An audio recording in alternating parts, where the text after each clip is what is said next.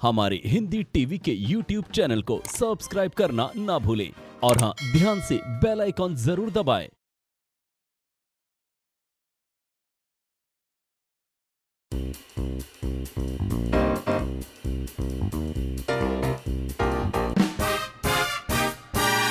अच्छा सुनो, कुछ लोग जैसे रूम में एंटर करते हैं ना, ऐसे हो ही नहीं सकता कि आप उन्हें डबल टेक ना दें।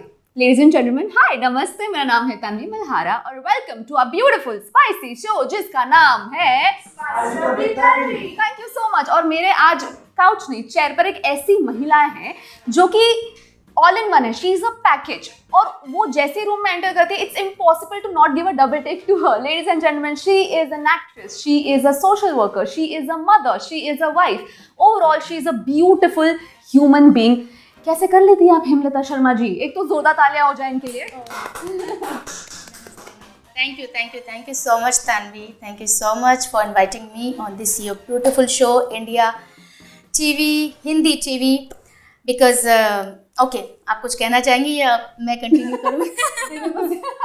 अच्छा, वो पहले एस्टैब्लिश करे नहीं, मैं इंटरव्यू ले रही हूँ, आप दे रहे। मैं बस ये पूछना चाह रही थी, आप कर कैसे लेती हैं? मतलब आप ये हर चीज़ कैसे हो, एंड सब में ही आप एकदम A1 हो। आई फील लाइक आपकी हर रील वायरल होती है, you are also known as viral bhabhi. मैं आपकी रील्स देख रही थी, हर रील पर 5000 से मतलब 5000 तो मिनिमम बेसलाइन है कमेंट्स के। और आप हर रोज दूसरों को खुश करने के लिए कुछ काम करती है। जैसे ही आप इंटरव्यू देने भी आई हैं, it's a very nice incident. मैंने उनसे, हेमलता मैम ने मुझसे पूछा, तो आप क्या पूछेंगी, कैसा होगा इंटरव्यू? तो मैंने बोला बहुत ही सिंपल सा होगा। तो मैम सेड, क्यों सिंपल क्यों कर रही हो तुम? यू नो, अगर तुमने अपना समय दिया, मैंने अपना समय दिया, तो why make it simple? And I think बहुत कम ऐसे लोग होते हैं जो बोलते हैं कि you know I am a open book, मुझे जो चाहे पूछो। तो आप इतनी ओपन, इतनी ट्रांसपेरेंट, इतनी A1 and all in one कैसे हो? Tips please. देखो तानवी, सबसे पहली बात तो ये सच है कि आप यहाँ बैठी हैं, समय निकाल कर आई हैं, एंड ऑब्वियसली मैं भी समय निकाल के आई हूँ। ठीक है, हम बात करेंगे, तो जब हम बात करेंगे तो नॉर्मल बात क्यों करें? वो बात ना करें जो लोगों को ना पता हो, या वो बात ना करें जो दूसरे लोगों को के पास जाने तक यू नो लाइक वो इंस्पायर हो कि अच्छा भाई हेमा जी की ये तो बात हमें पता ही नहीं थी।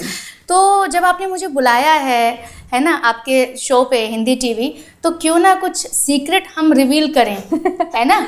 तो और जो आपने बोला कि मैं कैसे कर लेती हूँ सोशल वर्क, या एज ए नॉन वायरल भाभी, या एज ए बॉलीवुड एक्ट्रेस, तो बस मैं ये कहना चाहती हूँ कि ओरिजिनलिटी के साथ, and to be being honest, and to be being real.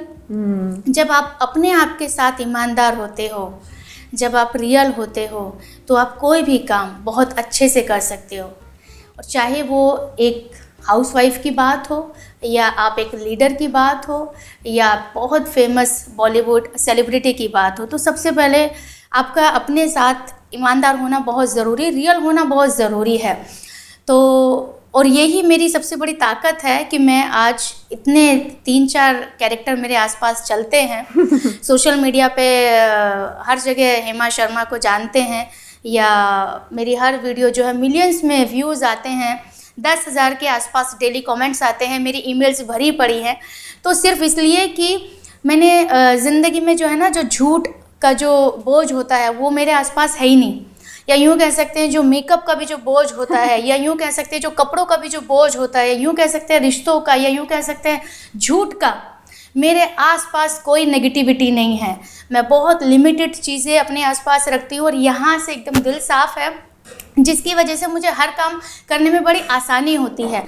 मैं अकेली रहना पसंद करती हूँ, ना गर्लफ्रेंड है, ना बॉयफ्रेंड है, ना कोई यारी दोस्ती है, ना कोई ग्रुप है। मुझे ऐसा लगता है कि अगर आपको ज़िंदगी में कामयाब होना है ना, तो आप सबसे बेस्ट, अगर आपकी कोई कंपनी है तो वो खुद हैं।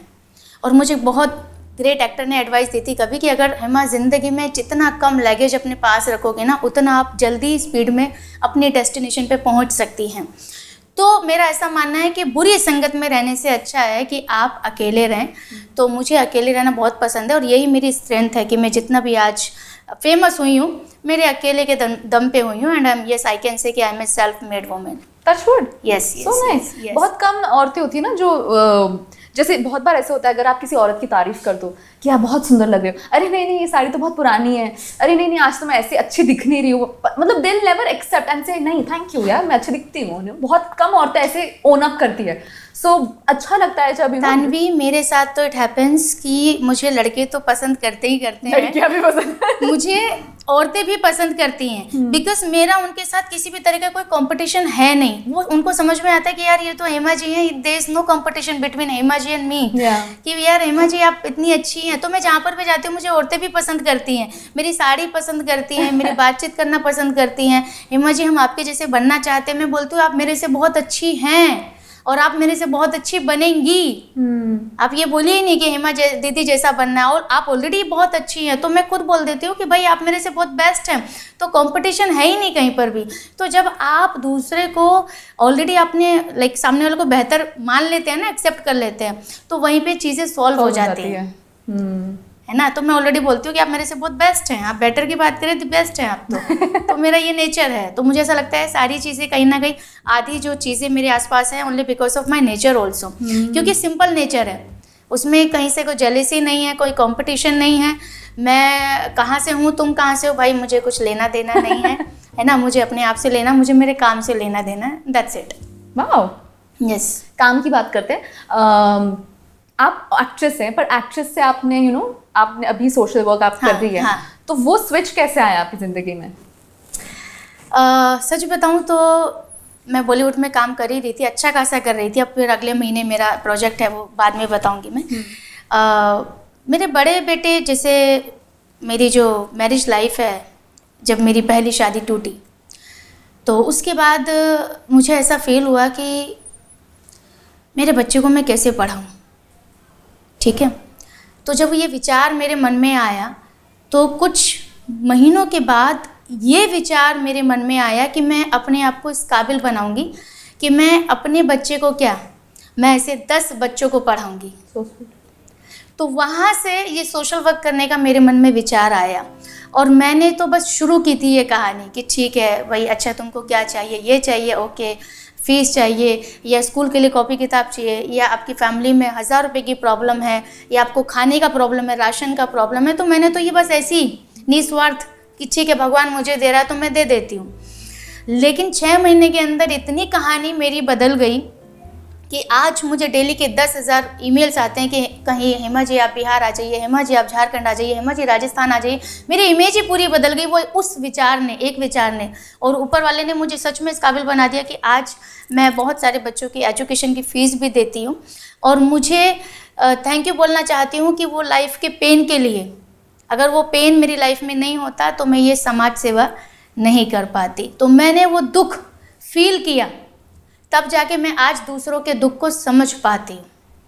तो इसलिए मैं जितनी भी आज अगर जहाँ तक भी पहुँची हूँ, मुझे ऐसा लगता है मेरी लाइफ के सारे दुखों की वजह से, अप्स एंड डाउन्स की वजह से, एंड स्पेशली उन लोगों की वजह से जिन लोगों ने मुझे डीमोटिवेट किया कि भाई तू है कौन, भाई तू क्या करेगी, तू तो गांव की लड़की है, तेरे से तो बात करना नहीं आता, तुझे तो 4 शब्द बोलने नहीं आते। लेकिन आज भगवान की कृपा से मैं जब बात करती हूँ तो लोग सुनते हैं कि हेमा जी आपसे बात करना अच्छा लगता है। तो मुझे ऐसा लगता है कि जब इंसान बहुत आगे जाता है ना, तो उसके पीछे ना सफलता नहीं, असफलता ही होती है।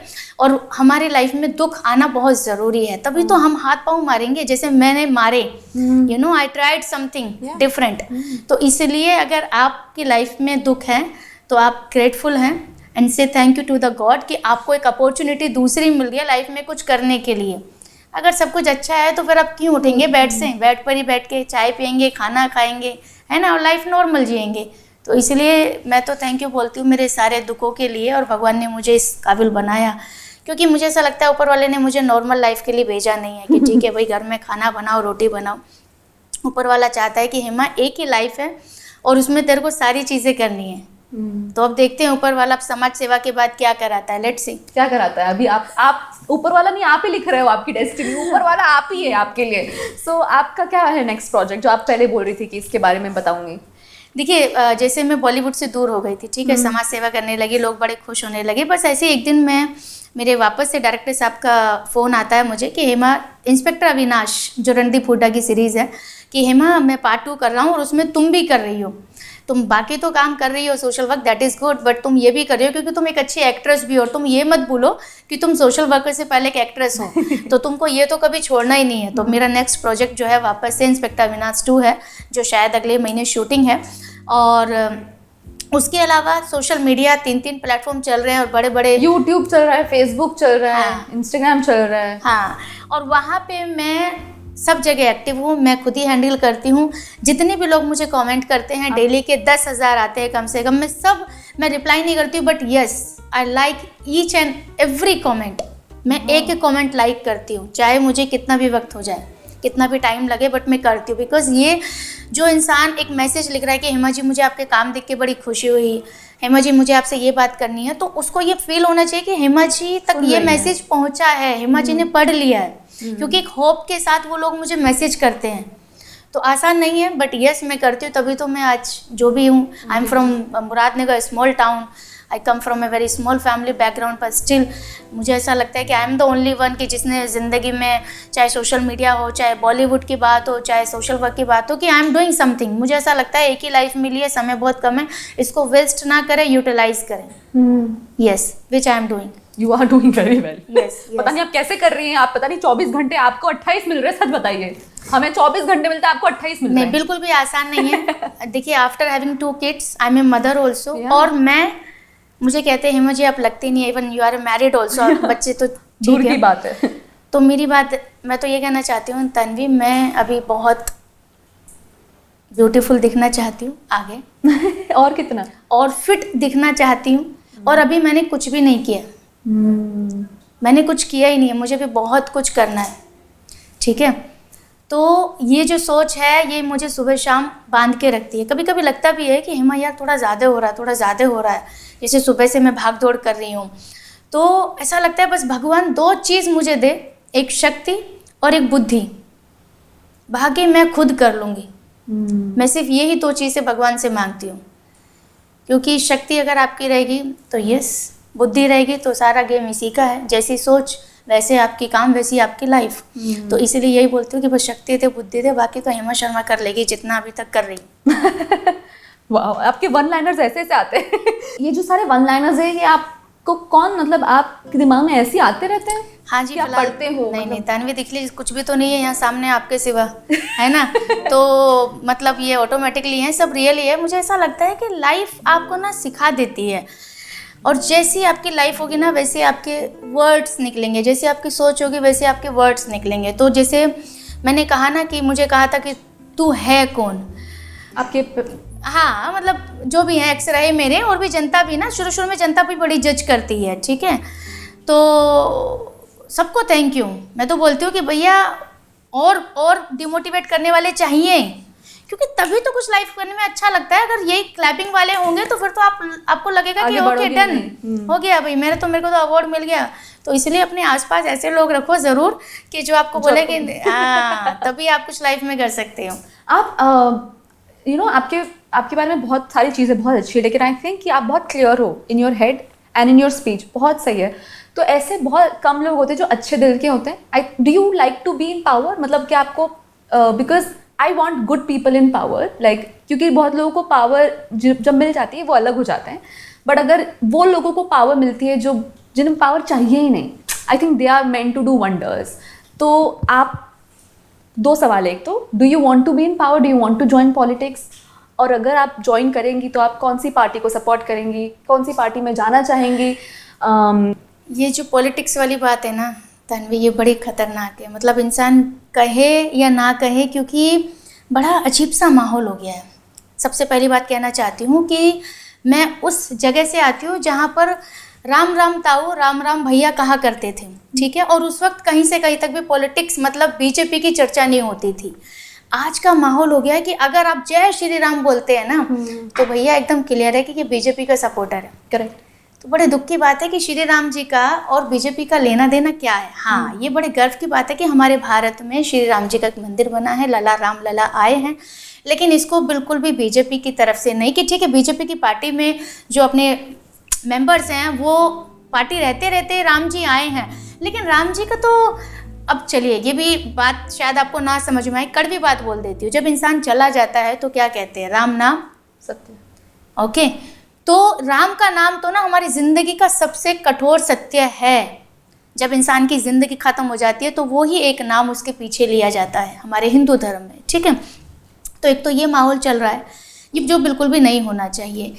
अब पार्टी बीजेपी पार्टी मतलब पावर में है, ठीक है। अंदाज़ा ये भी लगाया जा रहा है कि भाई जो है आने वाली तो बीजेपी है।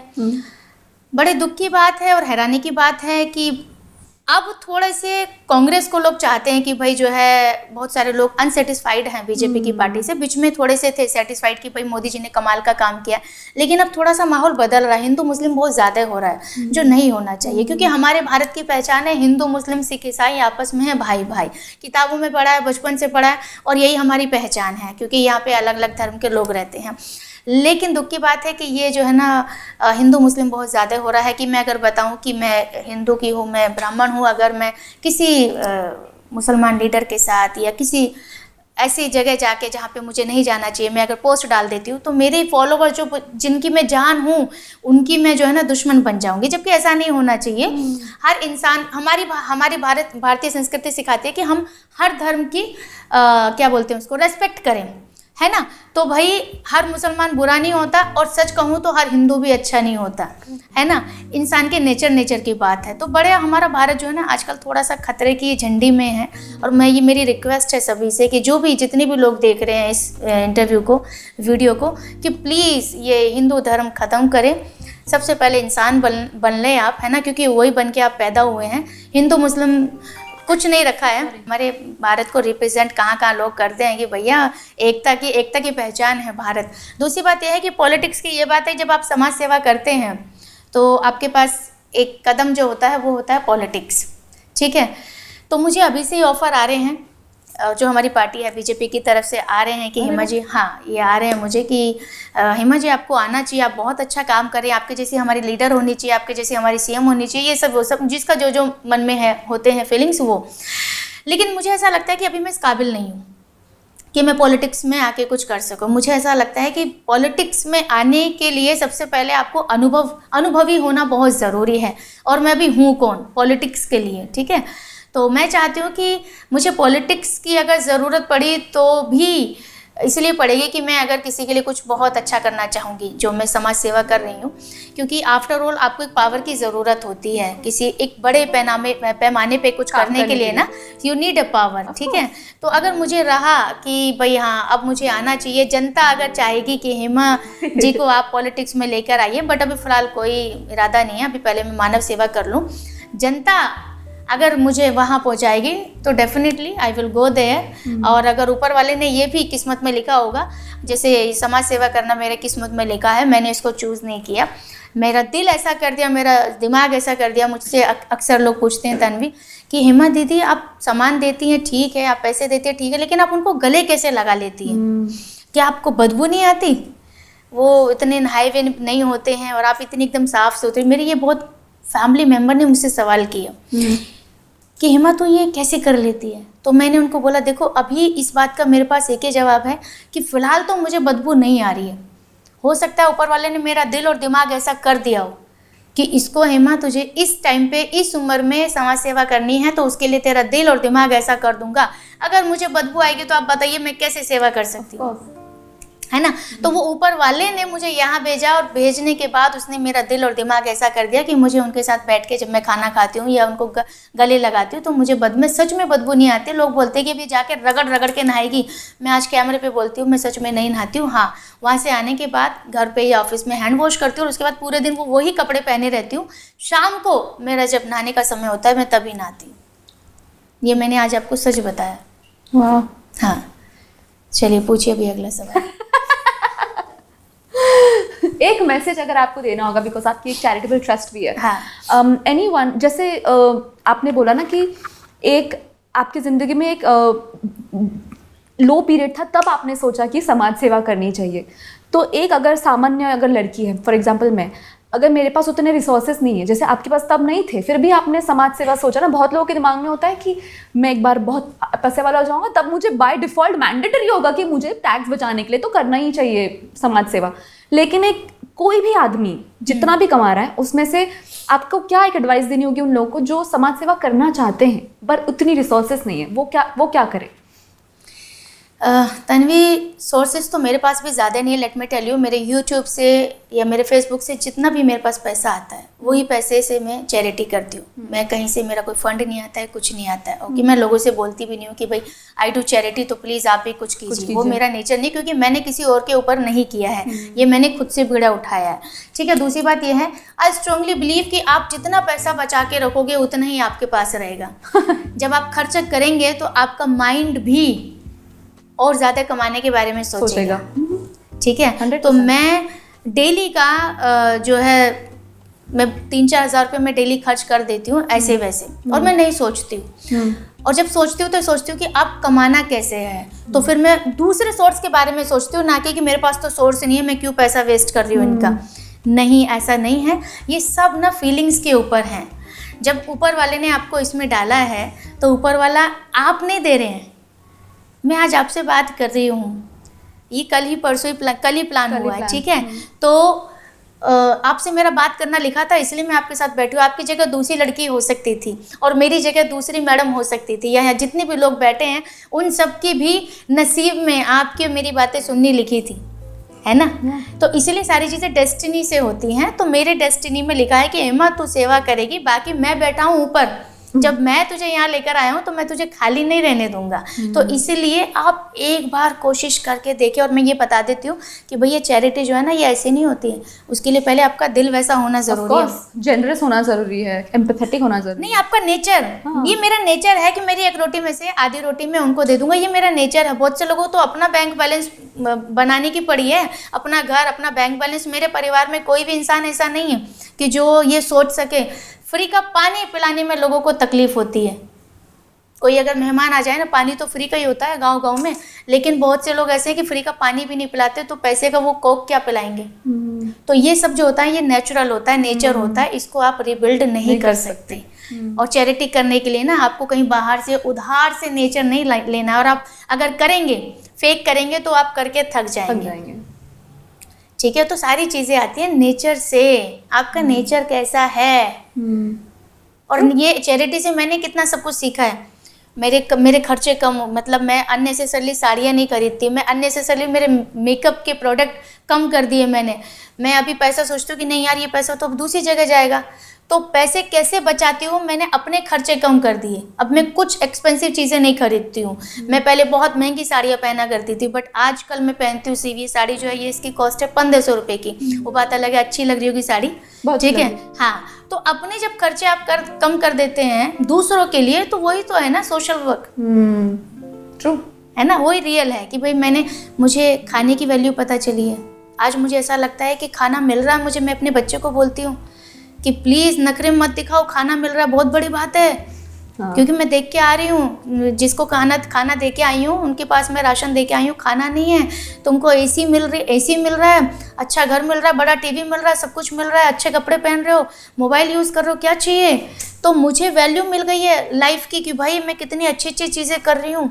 तो ये मैंने खुद सीखा है कि खाना, मेरे नखरे कम हो गए हैं। पहले थोड़े बहुत होते थे कि भाई होटल से मंगाओ, आजकल 500 रुपये भी दिखता है मुझे कि नहीं भाई 500 रुपये का खाना मैं वेस्ट कर रही हूँ। रोटी सब्जी तो है, तो मैं क्यों ना घर में बना के खा लूँ।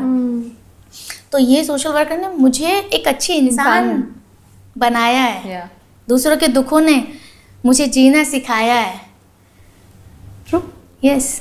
With that will take a छोटू सा ब्रेक और हाँ। हम बात करेंगे लव, रिलेशनशिप्स एक्सेट्रा की। Yes, bye.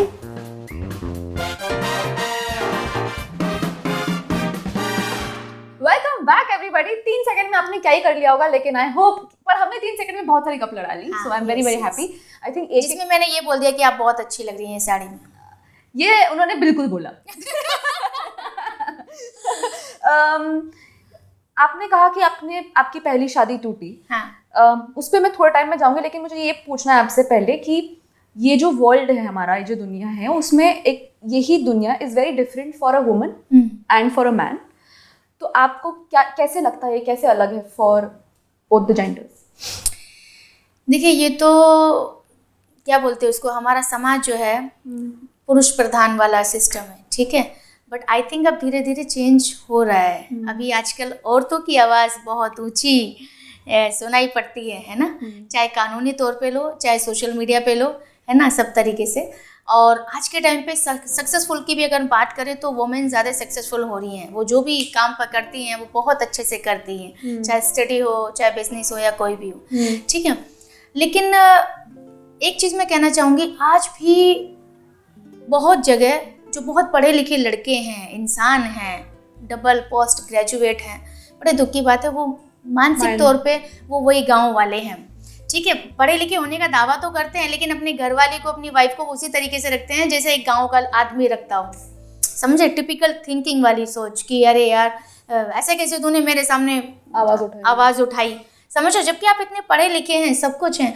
और मैं ये भी बात आज क्लियर कर देना चाहती हूँ कि गांव में ही नहीं डोमेस्टिक वायलेंस होता है, जो मतलब हमारे बॉलीवुड सेलेब्स में भी होता है, पर वही बात है कि बड़े लोगों की शान बहुत ऊंची होती है, तो ये पता ना चल जाए कि भाई जो है ये इतनी बड़ी फेमस मैडम जो है, इनके साथ इस तरीके से सलूक किया जाता है, या इनके हस्बैंड इस तरीके से सलूक करते हैं।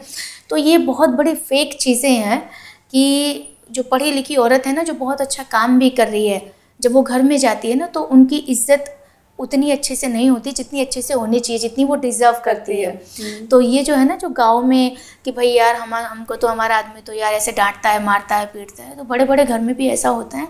ये पढ़े लिखे लोग जो है ना, सिर्फ ड्रामा करते हैं कि हम पढ़े लिखे लोग हैं, एक्चुअली ये पढ़े लिखे नहीं होते। मेरा ऐसा मानना है कि देखो, रेस्पेक्ट देने के लिए आपका पढ़ा लिखा होना बिल्कुल भी ज़रूरी नहीं है, ना गाँव ज़रूरी है, ना शहर ज़रूरी है। आप सिंपल तरीके से क्यों नहीं बात कर सकते कि भाई सब्जी में नमक ज़्यादा है, आगे से मत डालिएगा, ये चीज़ मुझे पसंद नहीं, आप आगे से नहीं कीजिएगा। ये अधिकार कहाँ मिल जाता है शादी करने के बाद? किस फेरे में ये लिखा हुआ है, या पंडित जी बोलते हैं, या हमारे समाज के लोग बोलते हैं कि भाई 7 फेरों में, 4 फेरों में, 5 फेरों में कि तेरे को थप्पड़ मारने का अधिकार मिल गया है, या तुझे इसके घर वालों को गाली देने का अधिकार मिल गया है, या तुझे इसकी इंसल्ट करने का अधिकार मिल गया है, या एक थप्पड़ भी क्यों मारे, थप्पड़ फिल्म बनी थी, ठीक है, लेकिन उसके बावजूद भी असर कुछ नहीं होता है। बहुत फिल्में बनती हैं, बहुत बड़ी बड़ी बातें कही जाती हैं, लेकिन अनफॉर्चुनेटली घर घर की हालत वैसे ही है। मुझे ऐसा लगता है कि भाई हमको ना सबसे पहले अपने अधिकार के लिए हमको ना, और फिर अधिकार की जब बात करते हैं तन्वी, तो फिर डाइवोर्स हो जाता है। बोलते हैं ना कि आजकल डाइवोर्स बहुत हो रहे हैं, है ना, बहुत ज़्यादा हो रहे हैं। क्यों हो रहे हैं? क्योंकि अब बर्दाश्त नहीं रही है, और क्यों भी करें, क्यों करें, ठीक है।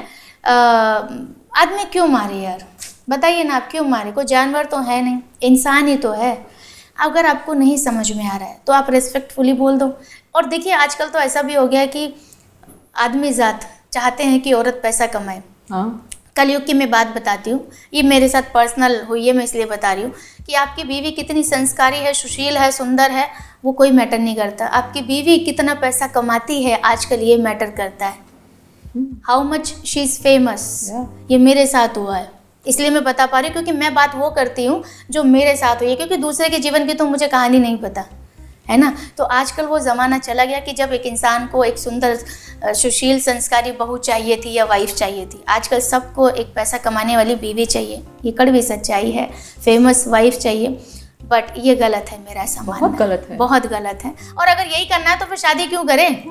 औरत शादी क्यों करे? फिर अपना इंडिपेंडेंट ना रहे? ऑफ कोर्स, है ना, क्यों रहे? तो मैं जैसे जब मैंने शादी की थी पहले, तो मैं बिल्कुल भी काम नहीं करना चाहती थी, लेकिन लाइफ में ऐसे उतार चढ़ाव आए कि पैसा कमाने के लिए मेरे पास जरिया नहीं था। मुझे डांस आता था, एक्टिंग आती थी, तो मैंने क्राइम पेट्रोल में ऑडिशन दे दिया, और वहाँ से मेरी कहानी शुरू हुई। सबसे पहले मैंने जो काम किया था वो 2000 रुपये में काम किया था, जिसमें मेरा 3 साल के बच्चे को मैं काम वाले के ऊपर छोड़ के गई थी। तो वहाँ से 2013 से ये कहानी शुरू हुई। तो कड़वी सच्चाई है हमारे समाज की, जितनी निंदा करें हम उतनी कम है। लेकिन मुझे ऐसा लगता है कि समाज को अगर सुधारने की बात करते तो सबसे पहले आप सुधरो, फिर सामने वाले को सुधारने की बात करना। ट्रू। और आपकी हैबिट्स ही आपको इंसान, मतलब वो डिसाइड करती है आप कैसे इंसान। हाँ, आपकी हैबिट्स ही आपको बनाती है ना। आप अगर दारू पियेंगे तो आई एम सॉरी टू से, चलो पी भी सकते हैं कभी कभी, है ना, बट अगर आप यूज टू हैं, डेली हैं, तो कहीं ना कहीं वो आपके नेचर पे, आपकी जबान पे इफेक्ट करता है ना। तो आजकल तो स्टाइल मानते हैं इसको, देखो भाई ऐसा है, जिसको जो करना है करें, बट मैं हिमा शर्मा, मैं कुछ नहीं करती हूँ, और यही मेरी ताकत है, बस मुझे इतना पता है। बाकी आपकी जिंदगी जो करना है आप करो, यू चूज योरसेल्फ कि भाई क्या अच्छा है, क्या बुरा है। बहुत सारे आजकल यंग कपल्स है जो शादी नहीं करना चाहते, अगर शादी करना चाहते हैं तो बच्चे पैदा नहीं करना चाहते, आपके एक्सपीरियंस में do you recommend getting married and recommend having kids? देखो, मेरा डाइवोर्स हुआ है, ठीक है, अगर हुआ है तो उसके पीछे हल्की फुल्की तो वजह नहीं होगी, बहुत बड़ी होगी, तभी मैं गांव की लड़की, और गांव की लड़की को वैसे भी ये सिखाया जाता है कि भाई डिवोर्स नहीं कर सकती है ना, लेकिन मैंने फिर भी किया, तो बहुत बड़ी वजह रही होगी डेफिनेटली। आपने कितने साल? 11.5 साल तक ये चला था, ठीक है। और क्या बोलूँ, अब तो देखिए मुझे ऐसा लगता है शादी का जो फैशन है ना, ये फैशन ही रह गया वैसे बताऊँ तो, अब ये कम हो रहा है धीरे धीरे, और मुझे लगता है अब आने वाले कुछ समय में जो हमारी जनरेशन है वो शादी वादी करेंगी नहीं, और अब तो कानूनी तौर पे ये अप्रूव हो गया लिविंग रिलेशनशिप, ठीक है। और शादी के लिए ना मुझे ऐसा लगता है हैबिट मैच होना बहुत ज़रूरी है, रंग रूप छोड़ो, पढ़ाई लिखाई छोड़ो, स्टाइल बात छोड़ो, हैबिट मैच होना ज़रूरी है। हमारी हैबिट मैच नहीं होती ना, बस वहीं कलेशें शुरू हो जाती हैं। यार मुझे तुम्हारी हैबिट पसंद नहीं है तन्वी, तुम ये बात बात पे यार कब छोड़ के चली जाती हो, ये 1 दिन 2 दिन 3 दिन चलेगा, लेकिन उसके बाद ये मुझे इरिटेट करने लगे, छोटी छोटी बातें बड़ी बन जाती है एंड में। और मुझे दुख है इस बात का कि पहले जो रिश्ते होते थे ना, वो रिश्ते होते थे, पति का धर्म क्या है वो जानते थे, पत्नी का धर्म क्या वो भी जानती थी, वो घर में रहती थी, घर वो संभालती थी। हाँ। लेकिन आजकल बहुत ग्रे हो गया है ना। तो पति पत्नी जो होते थे ना पहले होते थे, मुझे ऐसा लगता है हम तो हैं भी नहीं। मैं क्यों बोलूँ कि मैं बहुत अच्छी पत्नी हूँ, मैं नहीं बोल सकती, मैं अपने मुंह से कैसे ये बात बोलूँ, लेकिन मैं बोल सकती हूँ कि मेरी माँ ने कैसे संभाल लिया यार वो रिश्ता, कैसे 4 बच्चों को पैदा कर लिया, मेरे से तो 2 नहीं संभल रहे। समझ रहे, वो बात अलग है कि शी वो जस्ट अ हाउस वाइफ, मैं लाइफ में बहुत कुछ करना चाहती हूँ, लेकिन मैं बहुत रेस्पेक्ट करती हूँ पुराने रिश्तों को, पुराने लोगों को, कि भाई ज़िंदगी उन्होंने जी है प्योरिटी के साथ। रिश्ते, समाज जो बोलते हैं ना, इज्जत बेइज्जती, वो पहले हुआ करती थी, अब ना कोई समाज रहा है, ना इज्जत रही है, ना बेइज्जती रही है, सब अपनी मर्जी से जी रहे हैं। और ये अभी जो है हम पढ़े लिखे हैं, इसका जो है लोगों ने ढाल बना लिया है। अब ज़माना बदल गया भाई, अब लड़की सुनेगी नहीं, अब लड़की बराबर साइड में लाइक हाँ क्या उसको बोलते हैं ना, साथ कदम से कदम मिला के चल रही है। तो ये सब चीज़ों ने भी जो है ना रिश्तों को कमज़ोर कर दिया है, बहुत कमजोर कर दिया है ना, कि भाई जब आप दोनों लड़के लड़की बराबर में खड़े हो गए तो फिर तो कंपटीशन तो खड़ा होगा है ना। जब कंपटीशन होगा तो भाई कोई तो जीतेगा फिर, है ना। कंपटीशन का मतलब ये है कि कोई जीतेगा कोई हारेगा।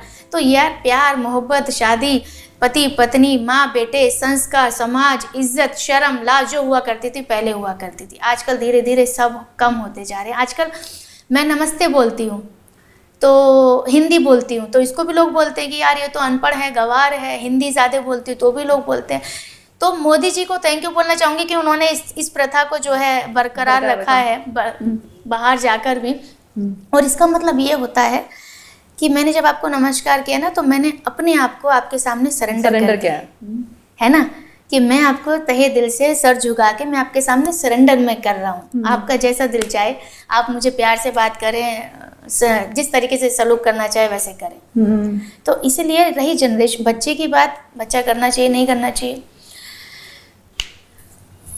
उन फैमिली या माँ से पूछ के देखो या फादर से पूछ के देखो जिनको बच्चा नहीं हो रहा है, वो वैष्णो देवी जाते हैं, वो जगन्नाथपुरी जाते हैं।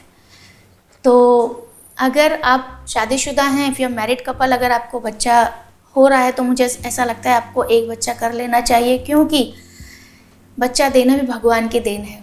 आप ये नहीं सोचना आपके हाथ में मशीन है, ये कड़वा सच है। क्योंकि जब दे रहा था ऊपर वाला तब आपने लिया नहीं, और जब आपको चाहिए अब ऊपर वाले देने के मूड में नहीं है आपके पास एक ही था, वो आपने अपने हाथों से ख़त्म कर दिया। तो इसलिए खिलवाड़ ना करें बॉडी के साथ, और करना है तो बस 1 या 2 करें, जैसे हमारा नारा है, हम 2 हमारे 2, है ना।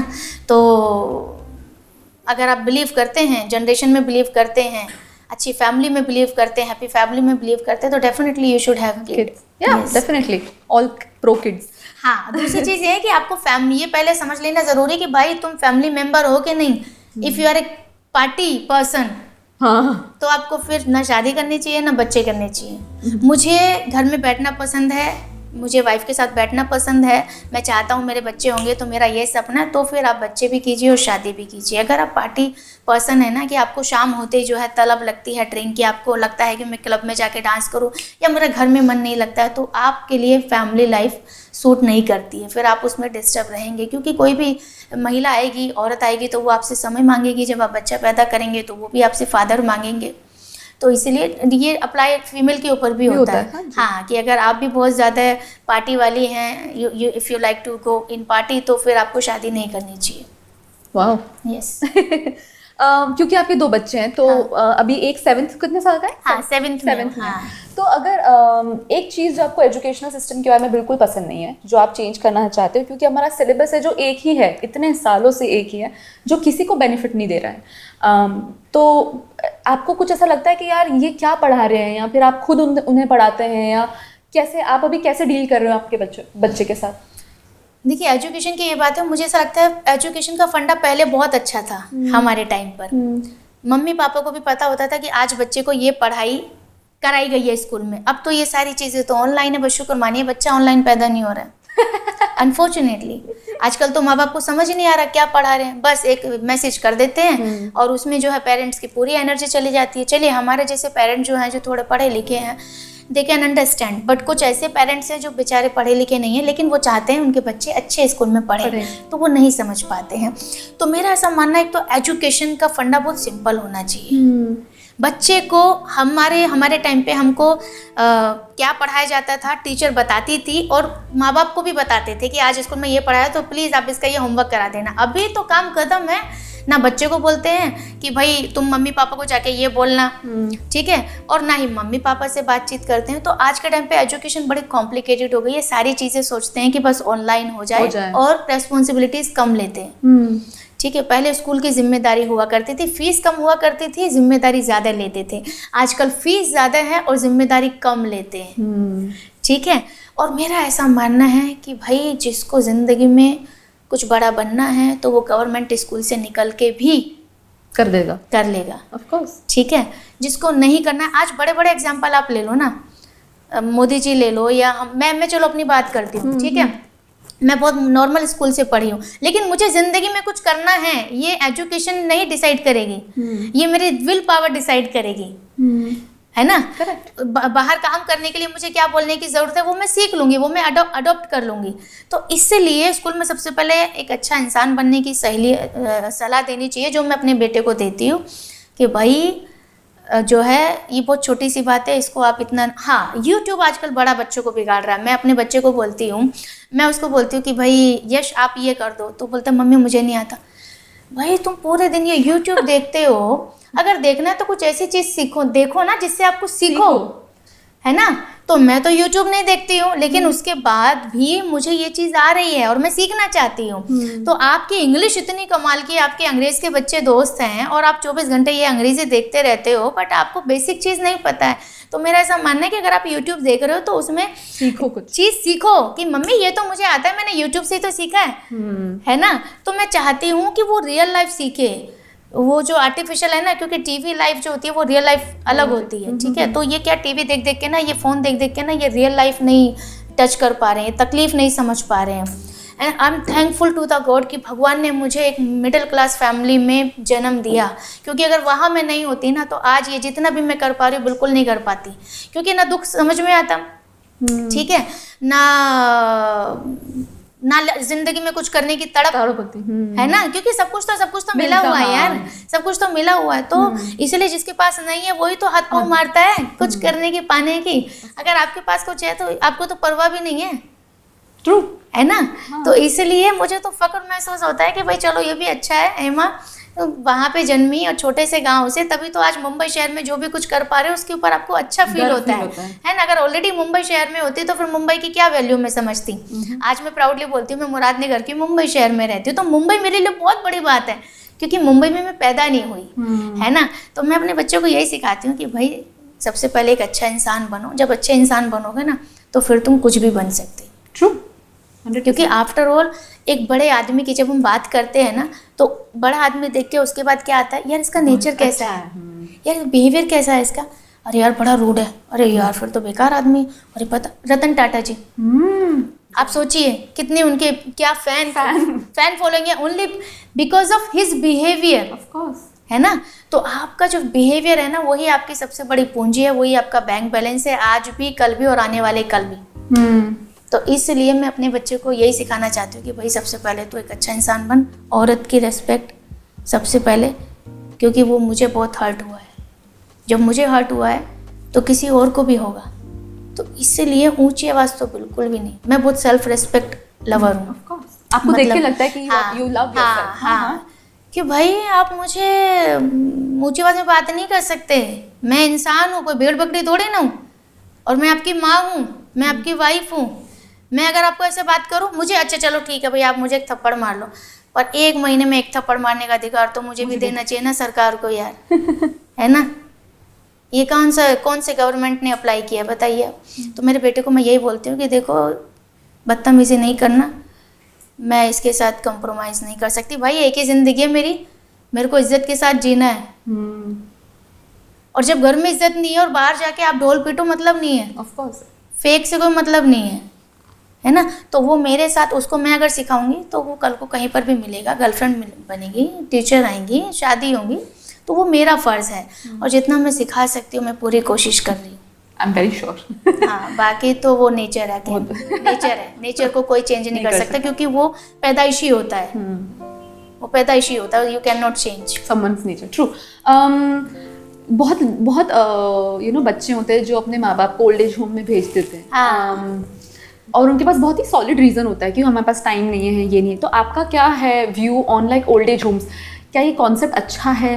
What you think? और हाँ, बस ये मैं आपको बताऊं, मैं अब रिसेंटली ओल्ड एज होम खोलने वाली हूँ अपना। अच्छा। और ये खोलने का रीज़न ये है कि मैं अलीगढ़ में वृद्ध आश्रम में गई, ठीक है। वहाँ पे मैंने उनके साथ बहुत क्वालिटी टाइम स्पेंड किया। मैं उनको कुछ चादरें देने के लिए गई थी। वहाँ पे मुझे पता चला कि कुछ चादरें उन तक नहीं पहुँचाई गई, और वो मेरे से इतना क्लोज हो गए कि वो रो रहे थे।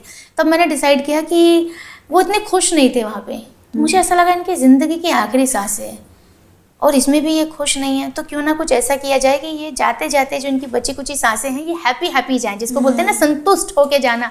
इंसान भरपेट खाना खा रहा है, भरपेट डांस कर रहा है, भरपेट, जो मैंने उनके साथ जाकर डांस वांस भी किया था बहुत। और जिसको बोलते हैं ना कि भाई देखिए, किताब के दो ही पहलू याद रहते हैं, उसी तरीके से आपकी ज़िंदगी के भी हैं। एक आपका बचपन और एक आपका ओल्ड एज। जवानी में सबके साथ कुछ ना कुछ होता है और होना बनता है, क्योंकि जवानी बनी इसीलिए होती है, ठीक है। उसमें आप अपने आप को ग्रो करेंगे, कोई मिलेगा, कोई जाएगा, कोई आएगा, उसमें आपकी कहानी डेवलप होती है एंड के लिए।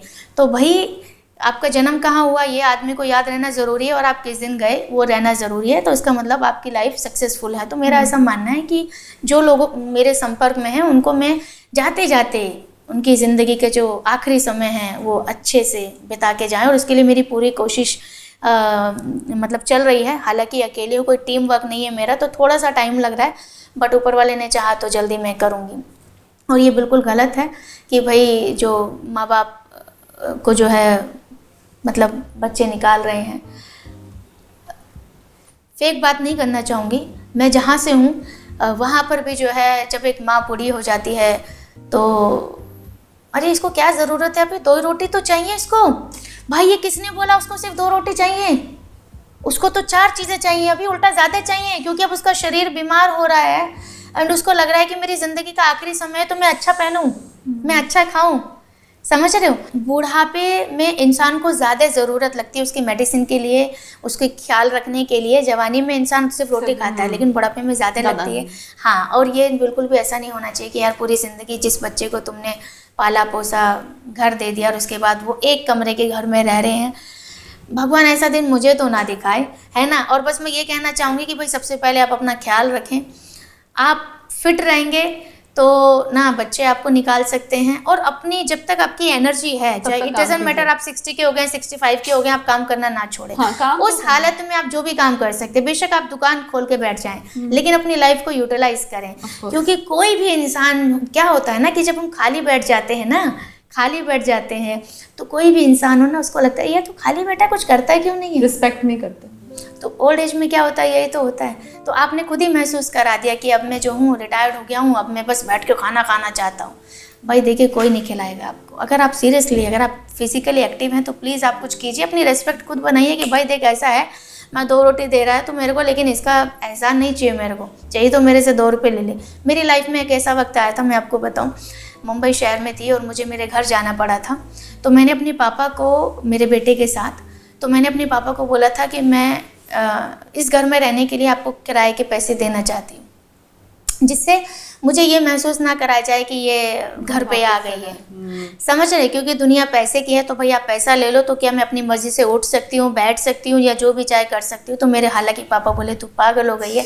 तो मैं उस किस्म की हूँ, मैं उस किस्म की हूँ कि भाई आप मुझे ताना ना देना, आप मुझे एहसान ना देना, एहसान से मुझे डर लगता है। मैं उस किस्म की हूँ कि जब 4 लोग हम बैठते हैं, वो जैसे मैं बैठती हूँ और 2 लड़के बैठे हैं, तो भाई I will pay your bill, because मैं उन महिलाओं में से नहीं हूँ कि आदमी बैठा है तो आदमी पैसा देगा। आई एम सॉरी टू से, भाई मैं ये कॉफ़ी का बिल मैं दे सकती हूँ, बट एहसान मत जताना। हाँ, सबसे खराब लगता है जब 500, 600, 1000 रुपये, 2000 रुपये, 3000 रुपये में आप मुझे एहसान नहीं जता सकते, है ना। कि तो ये मेंटलिटी जो है ना आपकी, कि मेरी इस किस्म की है, सेल्फ रिस्पेक्ट है ना ये। हाँ, कि भाई आप यहाँ बैठ के ये मत सोचिए कि हेमा को मैंने कॉफ़ी पिला दी, कॉफ़ी से मेरे को कोई फ़र्क नहीं पड़ता, मैं आपको उल्टा कॉफ़ी पिला देती हूँ, समझे। तो ये कहीं ना कहीं आपके थिंकिंग ही आपका सब कुछ है। कि भाई मेरी माँ बोलती है पता नहीं तू क्या करना चाहती है, तेरे से तो शांति से बैठा ही नहीं जाता, पता नहीं क्या, आज तो तू चादर बांट के आ गई, अच्छा आज तो तू राशन दे के आ गई। तो मेरी माँ को बड़ा अच्छा फील होता है। लोग बोलते हैं कि अरे हेमा यार कहाँ से इतना कर रही है, हेमा कहाँ से इतना कर रही है। तो मेरी माँ बोलती है भैया भगवान जाने वो बचपन से ही ऐसी ट्रू है ना। Thank you so much. एक छोटा सा गेम खेलेंगे and then we will wrap it up. Okay, are you ready for the game? Yes I am always ready. We'll take a 2-minute break and then we'll be back.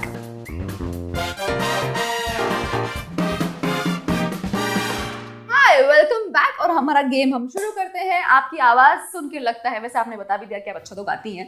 So we'll play a छोटा सा game. मैं आपको एक word बोलूंगी और उसमें आपको जितने गाने आ रहे हैं, फॉर एग्जाम्पल मैंने तन्वी बोला, तो जितने गानों में तन्वी है आप उतने गाने गाइए। आप जितने ज्यादा गाने गाएंगी उतने आपको पॉइंट्स मिलेंगे। रेडी? तन्वी, ये थोड़ा सा डिफिकल्ट है मेरे लिए, गाना वाना गाए हुए मुझे मुद्दत हो गई। मतलब समाज सेवा करते करते ना मैं वो थोड़ा सा अलग ही जोन में चली गई हूँ। गाने भी सुनती हूँ ना, मोटिवेशन वाले सुनती हूँ मैं, जैसे दिल को देखो चेहरा ना देखो, समझ रहे हो।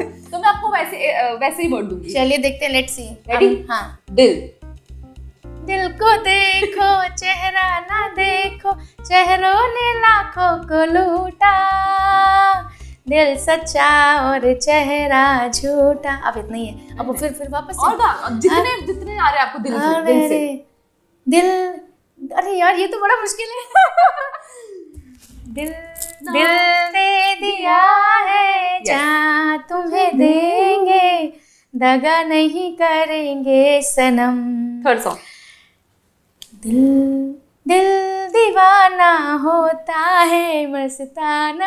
ये रॉन्ग है, ये ना प्यार दीवाना होता है, प्यार होता है, नहीं रॉन्ग है। हाँ, तो हो गया Tanvi, I think. Come on, you can do this. अरे नहीं यार, 3 तो हो ही जाएंगे। दिल दीवाना ना जाने कब हो गया, तूने ऐसे देखा कि कुछ हो गया। Okay, next word. बादल। बादल, बादल बादल यूं गरजता है, दिल कुछ ऐसा लगता है, तड़प तड़प के नई बिजली मुझ पे गिर जाएगी। अभी आगे। बादल, अरे यार बादल बरसे मेघा बरसे, समथिंग कुछ तो है यार। मैंने पहले बोला था ये थोड़ा सा डिफिकल्ट है मेरे लिए। बरसा मेघूनी। हाँ ये यार, ये बड़ा ट्रेंडिंग में चला था बाय द वे, इसलिए आपको याद होगा तो बता। बादल बरसा दे चोली, समथिंग है ना पानी, समथिंग करेक्ट। बादल एक्चुअली बहुत डिफिकल्ट वर्ड है। हाँ, इसलिए आपने चूज किया। हाँ। लास्ट वर्ड, तुमसे मिलना, बातें करना बड़ा अच्छा लगता है, ये मैंने आज पे इस पे रील बनाई थी, इसलिए मैंने तुरंत गा दी। मैंने सुनी कोई। हाँ ओके ओके देखी मतलब। हाँ। नेक्स्ट।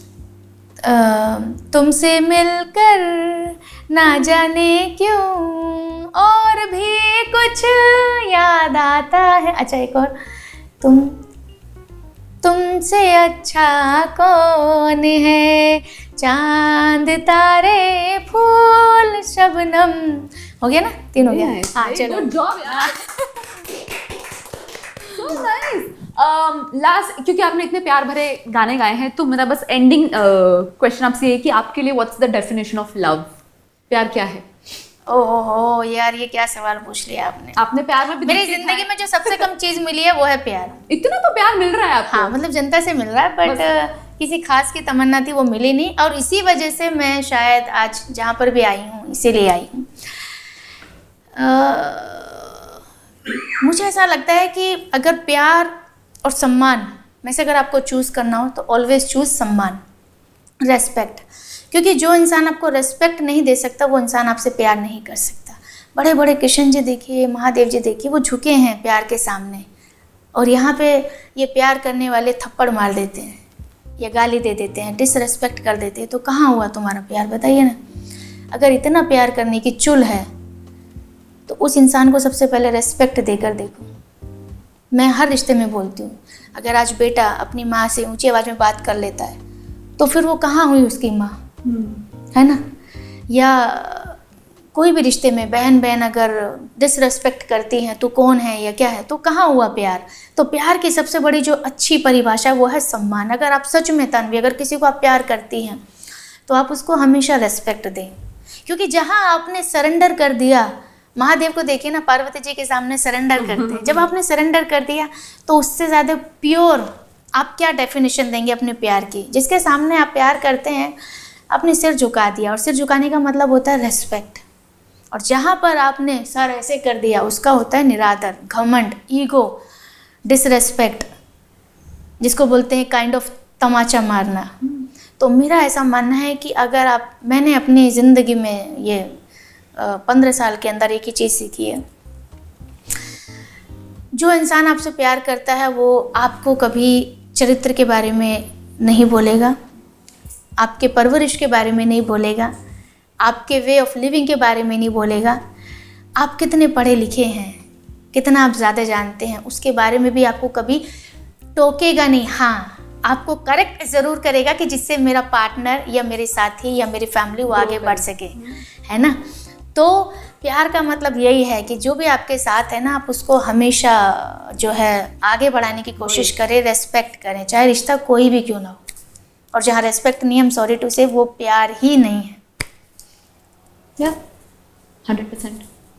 जो आजकल कम होता जा रहा है। प्यार करते तो हैं लेकिन रेस्पेक्ट नहीं दे पाते, और अगर दे भी दी, 1 महीना दे दी, 2 महीना दे दी, 6 महीना दे दी, तो लगता है ज़िंदगी में, अपनी ज़िंदगी तो छोड़िए, उसकी ज़िंदगी पे बहुत बड़ा एहसान कर दिया। आप प्यार से बोल के तो देखिए, बड़े बड़े काम हो जाते हैं। मैं आपको बोलती हूँ, आप प्यार से बोल के तो देखिए, मेरे पास बैग में जो भी होगा, मेरा जो होगा देखा जाएगा, मैं आपको दे दूँगी। आप बोल के तो दे दी, या आप बोलिए मेरी साड़ी अच्छी लग रही है, आप ले लीजिए, कपड़े तो है। जब से पैदा हुई हूँ तब से कितना कपड़ा पहनी हूँ, ये कपड़े के ऊपर लेके सोचूंगी मैं? घर में बहुत सारे कपड़े रखे हैं, ये क्या है? चलो कान का ही तो है, कितने जब से पैदा, जब से कितने पहनी और कितने पहनूंगी जब तक जिंदा हूँ। तो रेस्पेक्ट और गिविंग, जिससे प्यार करते हैं, अरे जा भाई दे दिया, मैं क्या बोलूँगा कि मैंने तन्वी को साड़ी दी है, बोल दिया तो प्यार कहाँ, डिसरेस्पेक्ट हो गई ना। तो देना, सम्मान देना, दिल खोल के आप अगर किसी को प्यार करते हैं तो बस वही है। 100%। वाह, मास्टर क्लास हो गई हमारे साथ। Thank you so much, it was lovely talking to you. आपके साथ कभी कोई कंपटीशन कर ही नहीं सकता because you are already a winner, लेकिन हमें आपको सम्मान देने के लिए एक छोटा सा गिफ्ट है। So can we have the hamper please? Thank you so much, आप आए और इतना कीमती वक्त हमारे साथ आपने बिताया। वाह तन्वी, आई एम श्योर ये मेरे बच्चे यश को बहुत पसंद आएगा और वो मुझे बोलेगा मम्मी वहाँ पर आप वापस भी जा सकती हो क्योंकि फिर वापस से इतने सारे चिप्स एंड ऑल मिलेंगे। So thank you so much Tanvi, and seriously मुझे भी बहुत अच्छा लगा आपसे बात करके, and you are such a nice person, and wish you all the best for your this show Hindi TV. मेरी सारी शुभकामनाएं आपके साथ है कि ये शो जो है आपका सुपर बहुत बहुत मिलियंस में जाए, लोग बोले कि भाई मुझे भी पॉडकास्ट करना है, वो भी तन्वी जी के साथ, है ना? So thank you so much, thank you so much guys for loving us, watching us.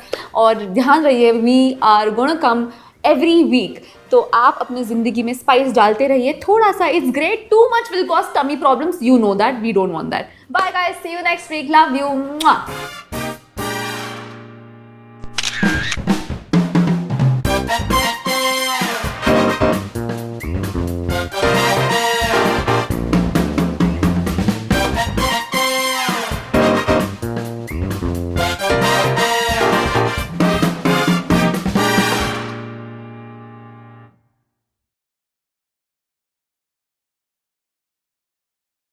TV stars की ऐसी ही चटपटी स्पाइसी वीडियोस देखने के लिए हमारे हिंदी टीवी के YouTube चैनल को सब्सक्राइब करना ना भूलें और हाँ, ध्यान से बेल आइकॉन जरूर दबाएं ताकि हमारे वीडियोस सबसे पहले आप तक पहुंचे।